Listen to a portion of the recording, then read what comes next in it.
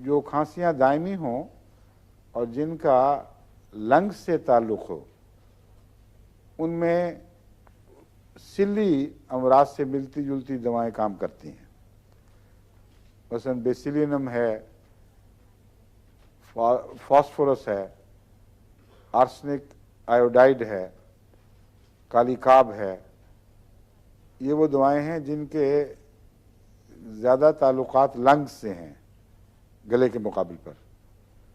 لیکن لیرنگز میں اگر مستقل خرابی بیٹھ جائے تو اس کے لیے الگ دوائیں ہیں.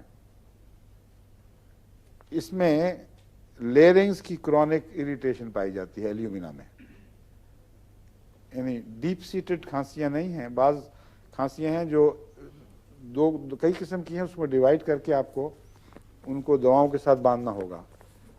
بعض کھانسیاں ہوتی ہیں جو بیس آف دا لنگس پہ پائی جاتی ہیں، اور اکثر پرانے سلی مریض جن کو دمے کی بھی شکایت ہو ان کے لیے ایک عذاب بن جاتی ہے ایسی کھانسی.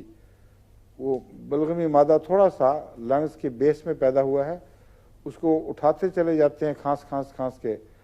جتنا وہ گزرتا ہے رستوں سے اتنا اور زیادہ اریٹیشن پیدا کرتا جاتا ہے، اور الٹ کر بعض دفعہ 5-5 منٹ کھانستے ہیں بیچارے، اور پھر الٹ کے جب تک وہ بلغم کا حصہ نکل نہ جائے ان کو چین نہیں ملتا. اتنی دیر میں تھوڑا سا اور بن کر پھر وہ نیچے بیٹھنا شروع ہو جاتا ہے. بس کرونک کھانسیاں جن کا لنگس کے بیس سے تعلق ہو ان میں کالی کارب ایک نمایاں اثر رکھتی ہے، اور باقی رنگ سے بھی مگر بیس سے زیادہ تعلق رکھتی ہے. اور آرسنک آیوڈائڈ